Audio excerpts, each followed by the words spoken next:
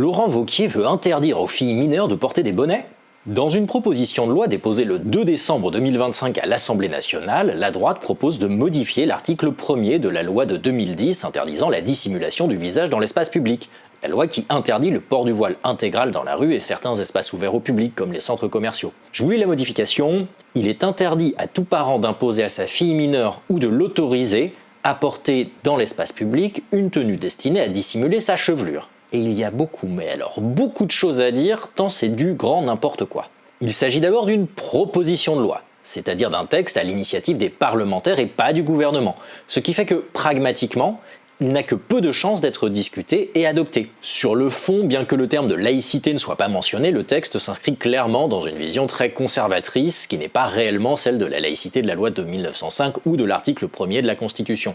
On vous a d'ailleurs fait une vidéo du Geeko sur la question de la laïcité, alors allez la voir et abonnez-vous. Maintenant, regardons le contenu de ce texte, ce qu'il exige s'il est adopté. Il pose une obligation envers les parents de filles mineures et il leur interdit soit de les contraindre, soit de les laisser porter toute tenue qui sert à dissimuler les cheveux dans l'espace public. Quelle est la sanction? Eh bien la sanction, c'est une amende forfaitaire de 35 €. Si ce texte était adopté et appliqué, cela signifierait que les agents de police devraient aller dresser des contraventions chez les parents après avoir arrêté les filles mineures dans la rue. On imagine l'absurdité de la chose. Mais surtout, ce texte est complètement liberticide. Il est contraire à au moins 4 principes constitutionnels, et pas des moindres. Il s'agit du principe de laïcité, du principe de liberté de conscience, du principe de liberté générale et du principe d'égalité. La laïcité d'abord, elle est prévue à l'article 1er de la Constitution, elle impose la neutralité de l'État, et pas la neutralité des citoyens. Cet article est aussi contraire à la liberté de conscience, protégée à l'article 10 de la Déclaration des droits de l'homme et du citoyen de 1789, qui a valeur constitutionnelle. Le principe de liberté générale, c'est-à-dire le droit de faire tout ce qui n'est pas interdit, est protégé par l'article 5 de la même Déclaration des droits de l'homme.